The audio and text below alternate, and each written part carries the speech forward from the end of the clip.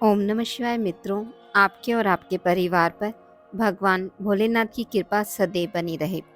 हिंदू पंचांग के अनुसार प्रत्येक माह के कृष्ण पक्ष और शुक्ल पक्ष की त्रयोदशी तिथि पर प्रदोष व्रत रखा जाता है। इस तरह से हर माह में 2 प्रदोष व्रत आते हैं। प्रदोष व्रत भगवान शिव को समर्पित है। प्रत्येक प्रदोष व्रत का नाम सप्ताह के दिन के अनुसार होता है और इसके फल की प्राप्ति भी उसी के अनुसार बढ़ जाती है। प्रदोष व्रत के दिन व्रत रखकर शिव जी के साथ माँ पार्वती की पूजा की जाती है। इस दिन व्रत करने से भगवान शिव के साथ माँ पार्वती की कृपा भी प्राप्त होती है और वे आपके समस्त संकटों को दूर कर देते हैं। इस व्रत को करने से भगवान शिव प्रसन्न होते हैं और आपके परिवार में सुख शांति व समृद्धि आती है। इस व्रत को करने से रोग ग्रह दोष कष्ट पाप आदि से मुक्ति मिलती है। इस दिन भगवान शिव की पूजा सायंकाल में की जाती है। गुरु प्रदोष व्रत की कथा। एक बार इंद्र और वृत्रासुर की सेना में घनघोर युद्ध हुआ। देवताओं ने दैत्य सेना को पराजित कर नष्ट भ्रष्ट कर डाला।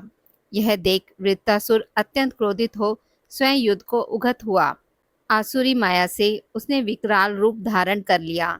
सभी देवता भयभीत हो गुरुदेव बृहस्पति की शरण में पहुंचे। बृहस्पति महाराज बोले, पहले मैं तुम्हें वृत्रासुर का वास्तविक परिचय दे दूं। वृत्रासुर बड़ा तपस्वी और कर्मनिष्ठ है। उसने गंधमादन पर्वत पर घोर तपस्या कर शिवजी को प्रसन्न किया। पूर्व समय में वह चित्ररथ नाम का राजा था। एक बार वह अपने विमान से कैलाश पर्वत पर चला गया।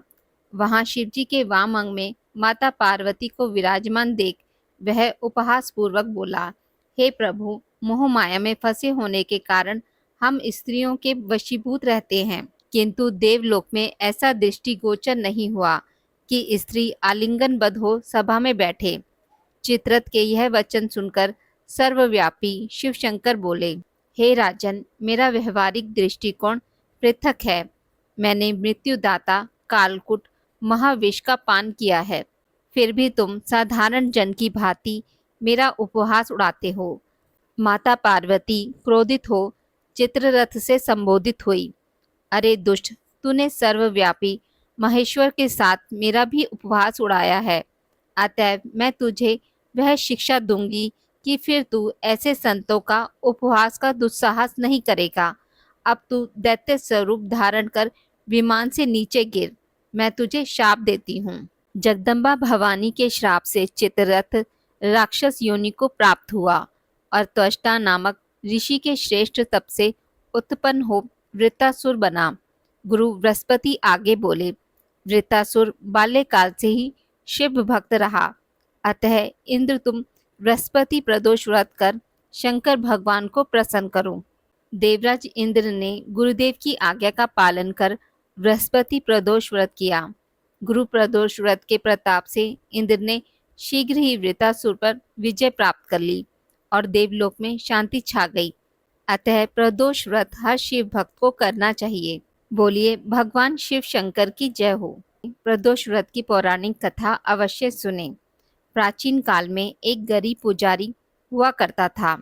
उस पुजारी की मृत्यु के बाद उसकी विधवा पत्नी अपने भरण पोषण के लिए पुत्र को साथ लेकर भीख मांगती हुई शाम तक घर वापस आती थी। एक दिन उसकी मुलाकात विदर्भ देश के राजकुमार से हुई, जो कि अपने पिता की मृत्यु के बाद दर दर भटकने लगा था। उसकी यह हालत पुजारी की पत्नी से देखी नहीं गई। वह उस राजकुमार को अपने साथ अपने घर ले आई और पुत्र जैसा रखने लगी। एक दिन पुजारी की पत्नी अपने साथ दोनों पुत्रों को शांडिल्य ऋषि के आश्रम ले गई।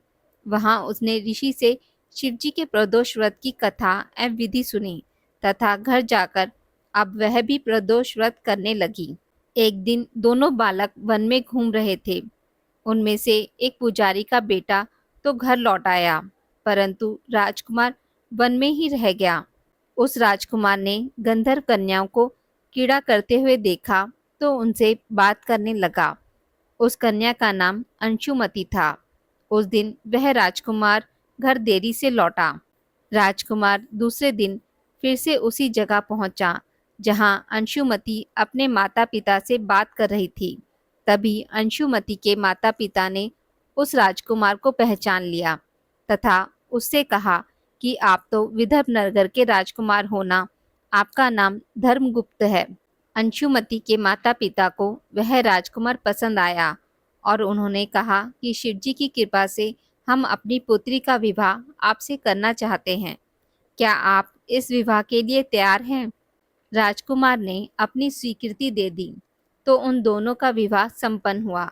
बाद में राजकुमार ने गंधर्व की विशाल सेना के साथ विदर्भ पर हमला किया और घमासान युद्ध कर विजय प्राप्त की तथा अपनी पत्नी के साथ राज्य करने लगा।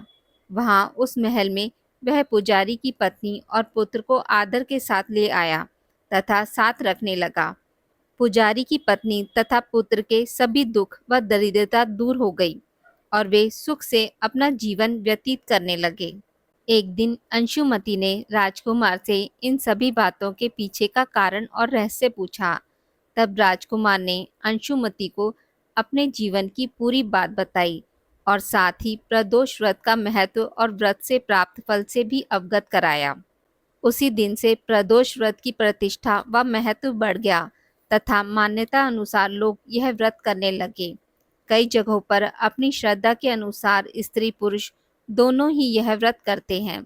इस व्रत को करने से मनुष्य के सभी कष्ट और पाप नष्ट होते हैं और मनुष्य को अभिष्ट फल की प्राप्ति होती है।